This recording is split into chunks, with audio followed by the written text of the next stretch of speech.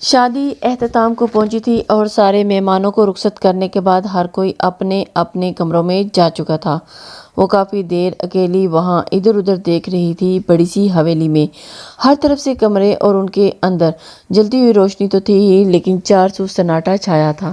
ہر شادی میں جس طرح دلہن کے ارد گرد میلہ رہتا ہے، دولہا بیچارہ اپنی دلہن کو دیکھنے کے لیے بات کرنے کو بےتاب ہوتا ہے کہ کب یہ سہیلیاں اسے باری دیں گی اور وہ اپنی دلہن سے بات کرے گا، اسے دیکھے۔ لیکن اس کے برعکس یہاں وہ بڑے سے ہال میں بالکل تنہا بیٹھی تھی، نہ آس پاس سہیلیاں اور نہ ہی کوئی اس کا منتظر۔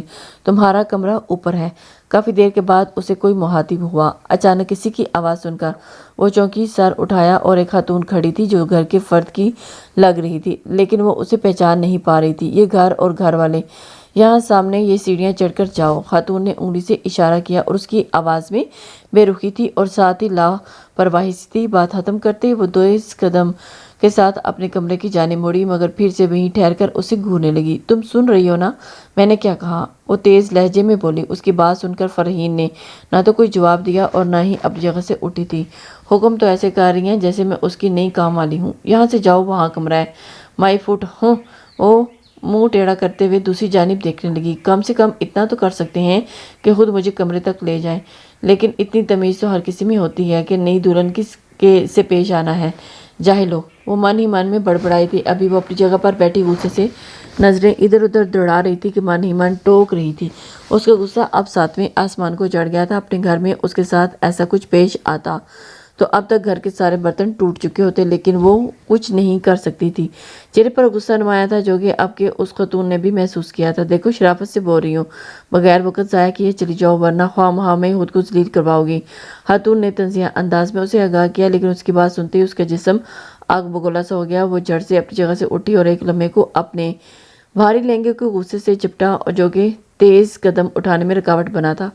اس نے کبھی بھی اتنا بھاری لباس نہیں پہنا تھا۔ وہ ہمیشہ ہلکی سی جینز اور میکسی پہننے والی وہ لڑکی بہت مشکل سے اس لہنگے کو سنبھال رہی تھی۔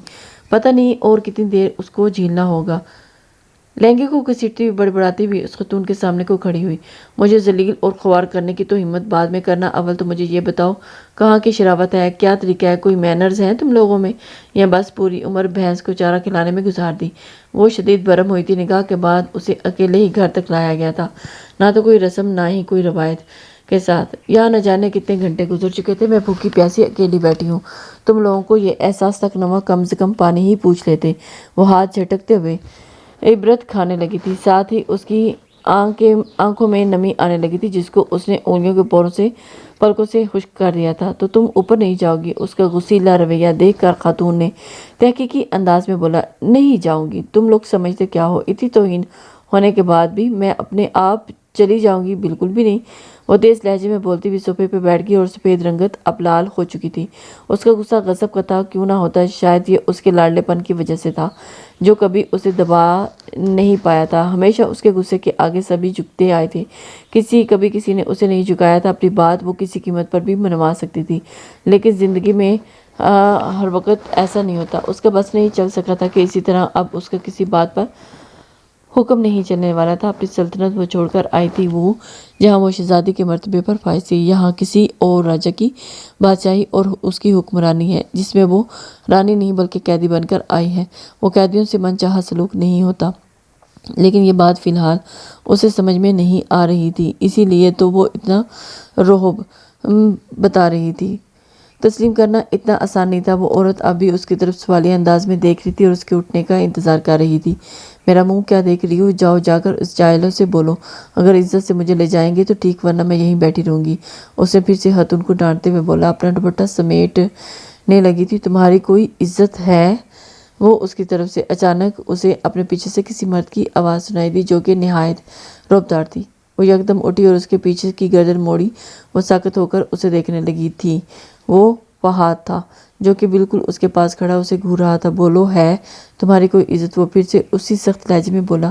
اب کی بار وہ مکمل اس کی جانب مڑ گئی تھی۔ وہ سمجھ نہیں پائی تھی، آخر یہ کیسا سوال پوچھ رہا ہے؟ کوکو، کیا مطلب؟ اس نے حیرانگی سے لب ہلائے تھے۔ میں پوچھ رہا ہوں، آخر تمہاری کوئی عزت ہے؟ کب سے تمہاری بک بک سن رہا ہوں۔ سر میں شدید درد ہونے لگ گیا ہے۔ مجھے جب خالہ نے کمرے میں بتا دیا تھا یہاں بیٹھنے کا رہنے کا کیا مطلب، اور آئندہ میری خالہ سے اس لہجے میں بات کی تو بہت برا ہوگا۔ وہ بہت ہی سخت لہجے میں بول رہا تھا، ساتھ ہی الفاظ کو پینچ کر ادا کرنے لگا، لیکن فرحین کا دماغ ابھی بھی اس کے پوچھے ہوئے اس سوال پر اٹکا تھا۔ وہ الجھ رہی تھی، کیا مطلب میری کوئی عزت نہیں؟ کیا میرا اتنا حق بھی نہیں کہ مجھے یہ کمرے تک خود لے جاتی؟ میری اتنی بےعزتی؟ ہاں بےعزتی یہی ہونی ہے، اب جتنا ہو سکے خود کو تیار کر لو۔ وہ سہم چکی تھی، اب کچھ سمجھ نہیں آ رہا تھا۔ دشمن کے گھر میں شادی ہونا اور وہاں چین اور سکون سے رہنا یہ بہت مشکل کام تھا، وہ جانتی تھی، لیکن پہلے اسے اس طرح بےعزتی کرنے کا سامنا کرنا پڑے گا اس نے کبھی سوچا نہیں تھا، اور سب کے لیے وہ تیار نہیں تھی۔ سمینہ خالہ اب وہاں سے جا چکی تھی۔ فہد بھی اپنے کمرے کی جانب بڑھنے لگا، لیکن پھر قدم موڑتے ہوئے اس کی سمت بڑھا اور وہ اب اس کے بالکل قریب کھڑا تھا، جہاں ایک قدم کا فاصلہ نہ تھا، اور اس کے نزدیک آنے سے وہ خوف سے پسینے شور شرابور ہو رہی تھی۔ حالانکہ وہ بہت بہادر اور ہمت والی لڑکی تھی، لیکن فہد جیسے مرد کے سامنے کوئی بھی زیادہ وقت تک سالم نہیں رہ سکتا تھا، اور اس کی شخصیت میں ایک رعب اور دبدبا تھا۔ لمبا چوڑا آدمی، سفید رنگت پہ ہلکی سی داڑھی اور اس کی رنگت کو اور بھی نمایاں کر رہی تھی۔ وہ بہت خوبصورت تھا اور اسی کو گھور رہا تھا۔ حسن دونوں کا عروج پر تھا۔ وہ سادگی میں بھی بیوٹی کوئین کا رتبہ پانے والی آج تو دلہن کے روب میں قیامت ڈھا رہی تھی، لیکن دونوں کا ایک دوسرے کی خوبصورتی سے کوئی لینا دینا نہ تھا۔ ایک آگ تھی جو کہ من ہی من میں جھلسا رہی تھی۔ منٹ کے اندر اندر میرے کمرے میں پہنچ جانا۔ فہد نے اس کی آنکھوں میں آنکھیں ڈال کر انگلی سے اشارہ کرتے اسے وال کلاک کی طرف متوجہ کیا۔ اس نے سرسری نظر اٹھائی جہاں 12:25 ہوئے تھے۔ یاد رہے، اگر ایک سیکنڈ بھی دیر ہوئی تو مجھ سے برا کوئی نہیں ہوگا۔ میں چاہتا ہوں تو تمہیں اپنے ساتھ لے جاتا، لیکن تم اس لائق نہیں ہو کہ تمہیں اتنی عزت دی جائے۔ وہ کچھ بول ہی نہ پائی، لیکن اس کی آنکھوں میں ایک سوال ضرور تھا، آخر اتنی بےعزتی کیوں؟ ابھی تو پوری رات پڑی ہے عزتیں لینے اور دینے کے لیے۔ اس کا لہجہ زبانی تھا، اور ہاں، مزید کوئی ضد لیے یہاں کیا بیٹھ جانا، ورنہ جو پھر یہاں تمہارے ساتھ ہوگا وہ تم برداشت نہیں کر پاؤ گی۔ وہ نفرت امیز لہجے میں بولتے ہوئے اسے پریشان کر گیا، اور خود سکون سے سینے چڑھتا ہوا اپنے کمرے کی جانب چل دیا۔ اور اس کی دھمکی سننے کے بعد وہ اتنا تو جان چکی تھی کہ اب اس کی کوئی ضد کرنا اس کے لیے مزید بےعزتی کا باعث بن سکتی ہے۔ کچھ دیر آنسو بہانے کے بعد اسے نے ٹیک دیے تھے، اوپر کی جانب دیکھتے ہوئے کمرے کی طرف قدم لینے لگی تھی، اور ایک نئے طوفان کا سامنے کرنے کو بڑی تھی۔ دروازہ بند کر دو۔ وہ جیسے کمرے میں داخل ہوئی، روبدار آواز اس کے کانوں میں پڑی تھی۔ اس نے اپنے ہاتھوں میں پکڑے ہوئے بھاری بھرکم لہنگے کو چھوڑا، اور جو بہت مشکل سے سنبھال کر کمرے تک آئی تھی، دروازے کی طرف مڑتے ہوئے کانپتے ہاتھوں سے دروازے کو دھکا دیا اور واپس مڑی۔ وہ کمرے کا جائزہ لینے لگی یا پھر اپنا قید خانہ دیکھ رہی تھی، جہاں اب عمر قید رہنا تھا۔ آج وہ دولہا دلہن کا کمرہ تھا، مگر لگ نہیں رہا تھا کہ کسی قسم کی کوئی سجاوٹ نہیں کی گئی تھی۔ دکھنے میں بہت ہی خوبصورت اور عالی شان ہر طرح کی آسائش کا سامان موجود تھا۔ شاہانہ فرنیچر اور دیوار پر لگے خوبصورتی کے وہ منظر اسے دیکھ کر بہت ہی اچھے لگ رہے تھے، بڑھا رہے تھے۔ ہر طرف سفید رنگ کی کنٹراسٹ، جس میں ہر طرح کی ایک چیز بڑے ہی ڈیسنٹ انداز میں سیٹ کی گئی تھی، لیکن اس سب کے باوجود یہ سب فرحین کے لیے کوئی معنی نہیں رکھتا تھا۔ وہ جانتی تھی کہ اس کے لیے ایک قید خانہ ہے اور کچھ نہیں۔ اب وہیں کھڑے رہو گی یا آگے قدم بڑھانے کی زحمت بھی کرو گی؟ کنگ سائڈ بیڈ پہ وہ بڑے سکون سے لیٹا ہوا تھا، اور اس کے ساتھ حکم بھی دے رہا تھا۔ وہ پھر بغیر کچھ بولے حکم کی تعمیل کرتے ہوئے آگے بڑھی تھی۔ دل دھڑک رہا تھا اور پاؤں ڈگمگا رہے تھے۔ اس کی نظروں کی طرف اشارہ کرتے ہوئے اسے اپنے قریب بیٹھنے کو بولا، اور خود کو اسی حالت میں تکیے کے ڈبل کیے ہوئے لیٹا ہوا تھا، مگر اب نظریں اس کے وجود پر ٹکا دی۔ وہ اسے سر سے پاؤں تک گھور رہا تھا۔ نہ جانے اس کے من میں کیا چل رہا تھا، اور اس کی نظروں کی تپش اس کا جسم کانپ رہا تھا۔ وہ خود میں سمٹ رہی تھی اور اس کے دونوں ہاتھ کانپ رہے تھے۔ ارے ارے ارے، یہ ایسے کیوں کانپ رہے ہیں؟ اس کے ہاتھوں کو اپنے ہاتھوں میں لے کر اب وہ اٹھ بیٹھا، اور اس کے ہاتھ جھٹک کر فوراً پیچھے کی طرف جھپٹی۔ وہ اپنی مٹھیاں پیچھنے لگی، اور اس کا چہرہ پسینے سے بھیگ چکا تھا۔ گرمی کا موسم تو نہ تھا، لیکن یہ اس شخص کے وجود کی تپش تھی جو اسے پسینے کیے ہوئے تھی۔ میرے خیال سے تمہیں گرمی لگ رہی ہے، اسے فرحین کا دوپٹہ ایک جھٹکے سے الگ کر دیا تھا، جو کہ فرحین کو بالکل بھی اچھا نہیں لگا تھا۔ وہ مزاحمت نہ کر سکی اور بے بسی سے نظریں ادھر ادھر پھیر کر خود پر قابو پانے لگی تھی۔ بال کیوں بند کیے ہیں؟ کھول دو۔ وہ اس کے سر کی طرف دیکھ کر بڑے مشکوک انداز میں بولا تھا۔ وہ کچھ سمجھ نہ پائی تھی، بس اس نے ویسے کیا جو اسے بولا گیا تھا۔ اس کے بندھے ہوئے جوڑے نے بالوں کی خوبصورتی کو چھپا لیا تھا، जो ही उसने जूड़े को खोला, उसके रेशमी घने बालों की लटें सिरक कर आगे की तरफ आ गई थी, जिसे फहाद ने उंगली फेरते हुए बड़े प्यार से पीछे किया था। वो आहिस्ता आहिस्ता उसके बालों को सहला रहा था और फरहीन की आंखें बंद थी। पूरा हाथ अब फरहीन के बालों में था और जहाँ एक ही झटके से उसने खींचा और अचानक ही आह आह आह, मुझे तकलीफ हो रही है। उसकी गरीब सब बालों पर मजबूत होने लगी थी, जिसने सहना मुश्किल हो रहा था। यही तो मैं चाहता हूँ, तुम्हें तकलीफ हो, तुम तड़पो, तुम्हें अपने वजूद से नफरत हो जाए। तुम्हें क्या लगता है मैं यहाँ तुम्हें बिठाकर प्यार मोहब्बत के अफसाने सुनाऊंगा, अपने सीने से लगाकर तुम्हें इज्जत और मान दूंगा जिसके ख्वाब सजाकर आई हो। अगर वाकई तुम ऐसा सोच रही हो तो थूकता हूँ तुम्हारी सोच पर। उसने ज़मीन पर थूकते हुए बात मुकम्मल की थी। लहजे में शदीद नफरत और तंज था, मुंह से आग उगल रहा था।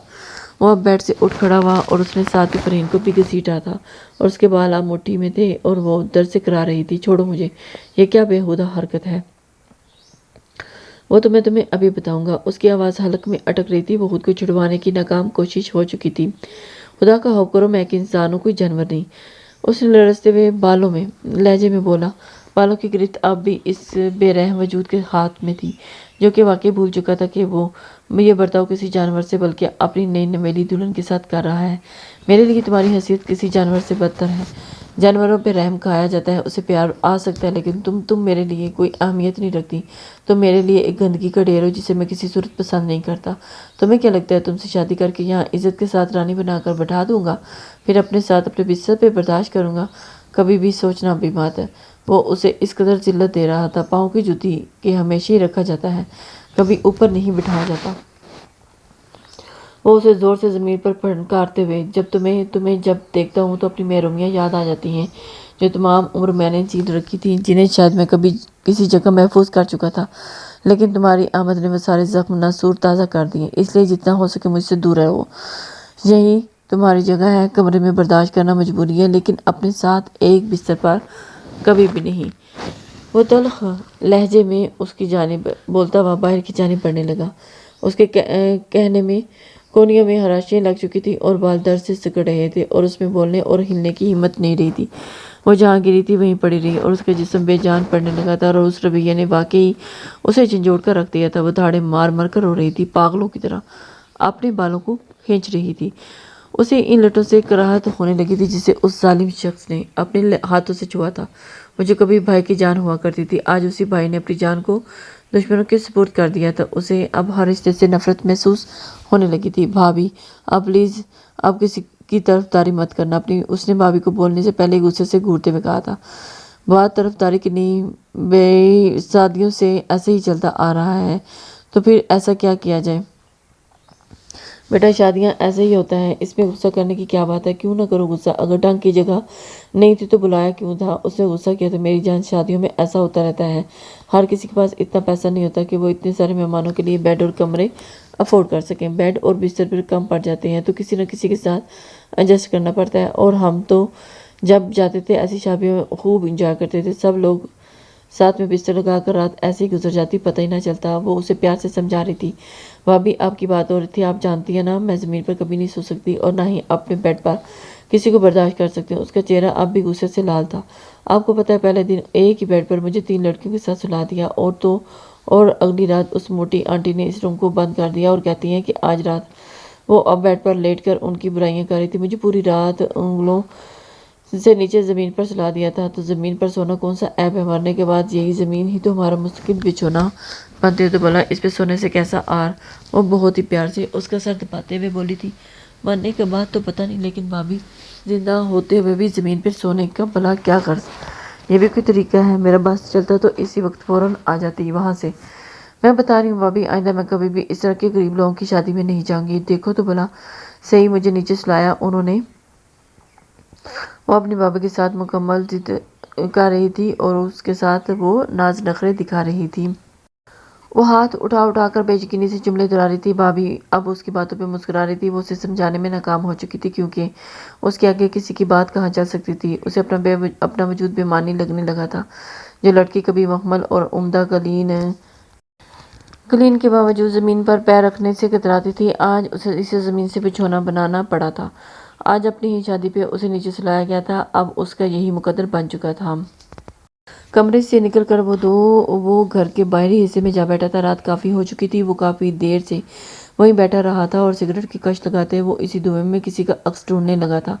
मैं अपने आप पर तो शक कर सकती हूँ, लेकिन तुम पर कभी नहीं। तुम मेरी रूह का वो पुरसुकून हिस्सा हो जिसके एहसास में जी उठती हूँ, जिसके वजूद का सोचकर मेरी जान में जान आ जाती है। और तुम पे भरोसा है, बस इसी भरोसे को कभी मत। वो मुझसे खुद से ज़्यादा भरोसा करती है, लेकिन मैंने उसका भरोसा तोड़ दिया। वो निहायत ही कमज़ोर से खुद से बातें कर रहा था। न जाने क्या हाल हुआ होगा उसका, और उसके घर वालों ने उसे कबूल किया होगा या फिर नहीं। उसके घर वाले उसके साथ ऐसा नहीं कर सकते, वो उससे मुंह नहीं मोड़ सकते। क्या उसकी शादी होगी आज? क्या वाकई हम दोनों ने एक दिन बर्बाद हो चुकी हैं? नहीं। वो खुद ही सवाल करता, अब जवाब पैदा करता। उसकी हालत अजीब तरह हो रही थी। ये वही फहाद था जो अपने रवैये से कुछ देर पहले एक औरत के सामने अपने जालमाना तासुर पैदा किए आया था, और अब उस पर जबर और हरासा करने की कोई कसर नहीं छोड़ी थी। और वही इंसान अब बहुत ही बेबस और लाचारी का मुजाहरा किए हुआ था। उसने एक औरत पर जबर करके उसके हवासों को धुआं किया था। दूसरी तरफ वो खुद किसी औरत के लिए अपने हवास खो चुका था। वो बुरी तरह से किसी की कैद में था। आज अगर ये शादी ना हुई होती तो वो हमेशा के लिए अपनी मंजिल तक पहुंच चुका होता, लेकिन एक दिन उसने अपनी कीमती असासा हमेशा के लिए खो दिया। अब वो खुशी का वो आहरी पढ़ कर खुद को कोसने लगा था, जिसमें साफ अल्फाज थे और उसे उसके साथ ही ज़िंदगी गुजारनी थी। ये लिखा था, आज के बाद हम दोनों एक दूसरे के लिए मर चुके हैं, खुदा हाफिज़।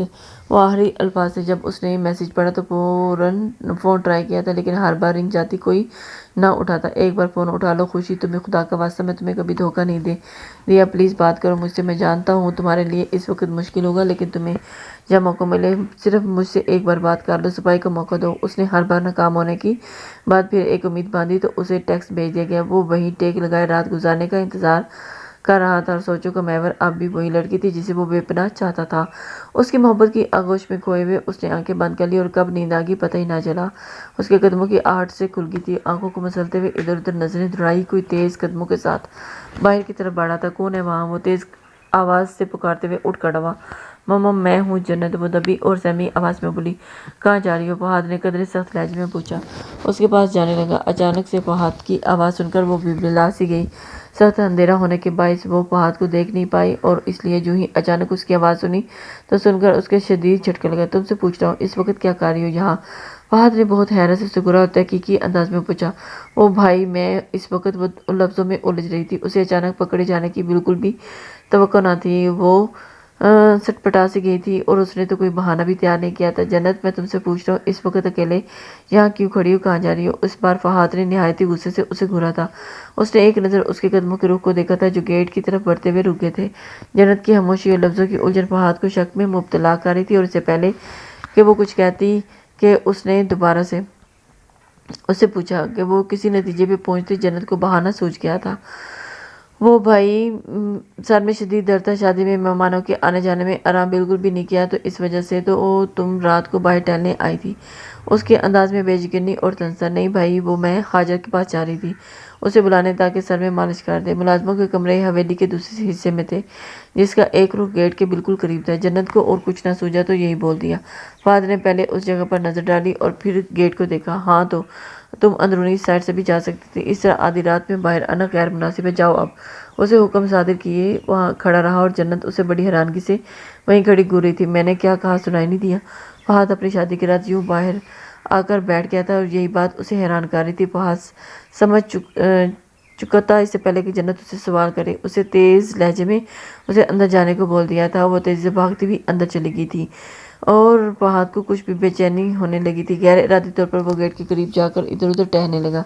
तभी उसके कानों में एक आवाज़ गूंजी। आवाज़ आहिस्ता आहिस्ता कम हो रही थी, जो कि बाहर के दूर निकल जाने की वजह से कम होती जा रही थी। इस वक्त भाई पे कौन आ सकता है? वो मैं मन ही मन में इस शुबे को सुलझाने की कोशिश करता रहा। उसने अपने तमाम जेवरात उतार कर सर पर रख दिए थे, और लहंगे का वजन वो बर्दाश्त नहीं कर पा रही थी, लेकिन उसके पास कोई भी जोड़ा मौजूद न था। मजबूरन उसी में रात गुजारनी पड़ी। ना तो उसे उठकर बेड से पेश होने की हिम्मत की थी, और ना ही उसकी कोई चीज़ इस्तेमाल की थी। उसने अपनी बाहों को तकिया बनाकर ज़मीन को अपना बिछौना तस्लीम कर लिया था, और इतनी बेबस और लाचार वो पहले कभी भी नहीं हुई थी। बिना बोले उसकी हर मांग पूरी की जाती थी। महरूमी क्या चीज़ है उसे कभी मालूम ही नहीं था। उसने जो चाहा उसने पाया, और इसी वजह से वो खुद पर गुरूर हुआ करता था। वो जो चाहे उसे हासिल हो जानी है, और इसलिए कुछ भी नहीं मुमकिन। अपने لاڈلے پان نے اسے مغرور بنا دیا تھا اور یہ وقت پہلا تھپڑ تھا جو اس کے منہ پر لگا تھا۔ آج وہ ہر اس چیز سے محروم تھی جسے کھونے کا تصور اس نے کبھی نہیں کیا تھا۔ آج وہ اس سے وہ نعمتیں چھن چکی تھی جس کا شکر اس نے کبھی نہیں کیا تھا۔ شاید قدرت کی طرف سے اس کے لیے ان سب میں ایک نصیحت ہے، یا پھر اس کے لیے سزا، یا پھر ہو سکتا ہے کہ اس کے غرور کی شدت شاید اب کچھ کم ہو جائے، اسے خدا کی نعمتوں کا احساس ہو جائے۔ صبح ہو چکی تھی اور آنکھ کھلتے ہی اس کی نظر اپنے پاس پڑے ہوئے بیگ پہ پڑی تھی جس میں اس کا سامان تھا۔ یہ بیگ کل تو نہیں تھا، پھر ابھی یہاں کون رکھ کر گیا؟ بیگ کو دیکھنے کے بعد اس نے خود کو دیکھا اور اپنے حلیے کو دیکھ کر ندامت سی ہونے لگی۔ پتہ نہیں کون آیا گا، مجھے سوتا دیکھ کر ساری عزت خاک میں مل جانی تھی۔ وہ افسوس کے ساتھ کبھی خود کو تو کبھی اس فرش کو دیکھ رہی تھی جہاں وہ ابھی بیٹھی تھی۔ وہ کل سے اسی لہنگے میں تھی۔ وہاں اٹھ کر فوراً بیگ سے کپڑے نکالے اور واش روم کو چل دی تھی۔ فہد یہاں آؤ۔ روٹی بیلتے وقت اس کی نظر سیڑھیاں سے چڑھتے ہوئے فہد پر پڑی۔ اس کی آواز سن کر وہ فوراً پلٹ کر کچن کی طرف آیا۔ جی بھابی، کہاں سے آ رہے ہو؟ زمینوں کی طرف گیا تھا۔ واک پہ کرسی نکال کر بیٹھنے لگا۔ اتنی صبح صبح جانے کی کیا ضرورت ہے؟ اپنی شادی کے دنوں میں تو آرام کر لو، اتنی جلدی اٹھنے کی کیا ضرورت ہے؟ وہ ویسے بھی فرحین کیسی لگی؟ اچھی ہے نا؟ بھئی ویسے شکل و صورت کی تو اچھی ہے، لیکن میری بات چیت نہیں ہوئی ابھی تک، اسے روٹنے کو پلٹتے ہوئے سے پوچھا۔ وہ گفتگو کے ساتھ ساتھ اپنا کام بھی جاری رکھے ہوئے تھی۔ اس کے اس سوال پہ فہد نے بل پڑتے ہوئے چہرے پہ بھابی کو گورا۔ کیا ہوا بھائی، اس طرح کیوں دیکھ رہے ہو؟ اس نے سر اٹھا کر فہد کو دیکھا جس کا چہرہ سرخ ہو چکا تھا۔ اچھا چلو یہ بتاؤ، خوشی سے بات ہوئی تمہاری؟ سدرا نے بڑی جلدی سے موضوع بدل دیا، اور وہ جانتی تھی کہ جہاں فین کے ذکر سے وہ خفا ہوتا ہے وہیں خوشی کا نام سن کر وہ کھل اٹھا تھا، اور اس نے بات سے فہد کے چہرے کی سرخی تو کم ہوئی تھی اور مایوسی بھی۔ وہ رابطہ نہیں کر رہی مجھ سے، میری کسی بات کا جواب نہیں دے رہی۔ اس کا لہجہ بے حد مایوس کن تھا۔ پر کیوں بات نہیں کر رہی وہ تم سے؟ کہیں تم نے اسے اپنی شادی کا تو نہیں بتا دیا؟ وہ ایک لمحے کے لیے اس کی جانب دیکھتے ہوئے مسکرا کر مختصر جواب دے کر اس نے اپنی آنکھوں کو مسنا جو کہ رات بھر نہ سونے کی وجہ سے پرخمار تھی۔ تو پھر کیوں بات نہیں کر رہی تم سے؟ اس نے فہد کو بیٹے کی طرح پالا تھا، روز کی ہر بات سے واقف تھی۔ فہد اس کے ساتھ ہر چھوٹی بڑی بات شیئر کرتا تھا اور اس کے لیے سب کچھ تھا۔ بھابی کے ساتھ ساتھ وہ اس کی ماں اور ایک اچھی دوست بھی تھی۔ گھر میں زیادہ وقت اسی کے ساتھ گزارتا، جتنا وقت وہ اس کے ساتھ بیٹھتا ذکر اس میں خوشی کا ہوا کرتا تھا، اور اس کی خوشی پوری کائنات تھی۔ وہ اگر نہ ملی تو فہد کو سنبھالنا اور خوش رہنا مشکل تھا۔ یہ بات سدرا بہت اچھی طرح جانتی تھی۔ وہ سوچ میں ایسی گم ہوئی کہ اس کی روٹی جل چکی تھی۔ جلی تو روٹی تھی اور جلا تو فہد کا دل بھی تھا، لیکن وہ اس کو کیسے کہتی اور اٹھا کر سائڈ پر رخ کر دیا تھا، اور اس کی کوئی فکر نہ ہوئی تھی۔ وہ فکر مند تھی تو بس فہد کے لیے۔ اس کی شادی ہو رہی تھی اور وہ گھر سے بھاگنا چاہتی تھی۔ میں نے اسے دھوکہ دیا، اس نے مجھے بلایا تھا اور میں نہیں گیا۔ اسے میری مدد کی ضرورت تھی، میں اس کی ضرورت میں کام نہ آیا، میں نے اسے نہیں بچا پایا۔ ہمیشہ کے لیے دور ہوگی مجھ سے، اس کی شادی ہوگی بھابی۔ اس کے لفظوں میں درد کی شدت اور آنکھوں میں نمی تھی۔ اس نے بے بسی سے سر اٹھا کر بھابی کو دیکھا، اور اس کی اس حالت نے سدرا کو بھی نمدیدہ کر دیا۔ تم گئے کیوں نہیں؟ تمہیں کس نے روکا تھا؟ ہاتھ پاؤں بندھے تھے تمہارے یا پھر کیا تھے؟ تم آزاد تھے نہ خود مختار تھے، تمہیں فوراً وہاں جانا چاہیے تھا نا، تم اسے وہاں سے لے کر آ جاتے تو پھر بعد میں بات دیکھ لیتے۔ اس طرح تو اس کی شادی تو رک جاتی کم سے کم۔ میرے پاؤں میں بیڑیاں تو ڈال ہی دیں آپ سب نے، اس نے معنی حس لہجے میں بولا۔ اس کا اشارہ کس طرف تھا سدرا سمجھ چکی تھی۔ میں تمہیں پہلے بھی سمجھا چکی ہوں، تم اس بات کو زیادہ دل پہ مت لو۔ شادی صرف صلح کی طرف سے ایک کوشش ہے۔ دونوں خاندانوں کی دشمنی کی آگ جو کئی سالوں سے بھڑک رہی تھی، اس نکاح کے بعد اس کی شدت میں کمی آئی، اور یہی ہم سب کا مقصد بھی تھا۔ تمہیں سمجھا چکی ہوں۔ اب آپ اس کے پاس بیٹھ چکی تھی اور ایک بار پھر فہد کا غصہ چڑھنے لگا تھا۔ فرحین حویلی میں ہم سب کے ساتھ رہتی، تم اپنی محبوبہ کے ساتھ شادی کر کے اپنے شہر والے گھر میں رکھتے، کوئی مسئلہ نہیں ہونا تھا۔ پھر بھی پتہ نہیں تم نے کیوں یہ غلطی کر دی، کیوں اسے لینے نہیں گئے؟ تو بڑی بڑی باتیں کرتے تھے، بس ایک دو اشارہ کر دیتے اس کے پاس حاضر ہو جاؤ، یہ کر دو وہ کر دو۔ اب پتہ نہیں کیوں ساری ہوا نکل گئی، بھگا کر لے آتے، کیا مسئلہ تھا، پھر بعد میں دیکھ لیا جاتا۔ تم پتہ نہیں کس بات سے ڈر گئے، ڈرنے والے تو تم تھے ہی نہیں، تو پھر تم کیسے رئیس خان زادے ہو؟ اس نے الجھتے ہوئے انداز میں خوب ٹوکا تھا۔ نہ تو میں کسی سے ڈرتا ہوں، نہ ہی میں نے اس کے ساتھ کوئی بے وفائی کرنا چاہی تھی۔ میں نے تو بہت شدت سے اس دن کا انتظار کیا تھا کہ وہ مجھے بلائے اور میں اسے لینے کے لیے بھاگ نکل پڑوں۔ میرے لیے وہ ایک حسین دن ہوتا جب میری جان مجھے یہ حکم کرتی۔ وہ خلوص دل سے الفاظ ادا کر رہا تھا، لیکن میری قسمت ہی خراب ہے۔ اس نے اس وقت یہ حکم کیا جس وقت میں بری طرح سے مجبور تھا۔ کب بولا اس نے؟ کس وقت؟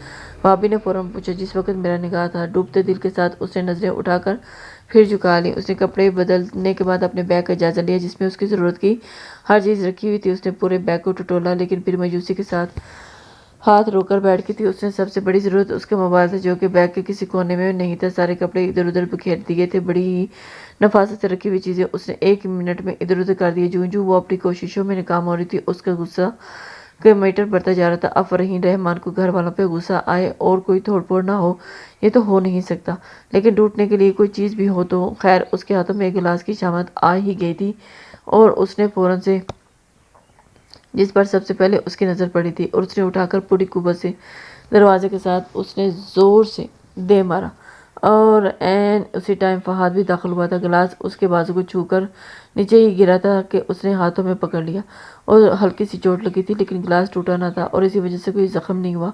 نہایت ہی غصے سے اس کو دیکھتے ہوئے فہد نے گلاس کو ٹیبل پر رکھا، اپنی قمیض کی آستینیں اوپر کو موڑ لی۔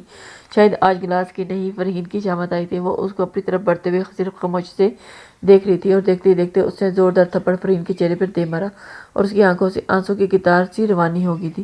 ایک پل کے لیے اس کا دماغ ہی گم گیا تھا۔ وہ تھپڑ